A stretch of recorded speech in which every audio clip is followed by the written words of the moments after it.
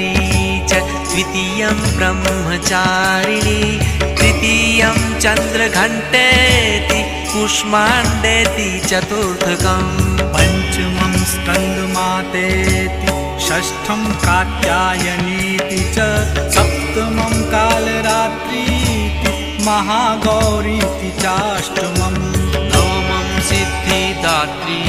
च नवदुर्गाः प्रकीर्तिता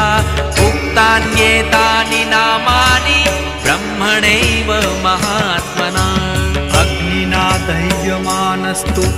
शत्रुमध्ये गतो रणे विषमे दुर्गमे चैव भयार्ताः शरणं गताः न तेषां जायते किञ्चिदशुभं रणसङ्कटे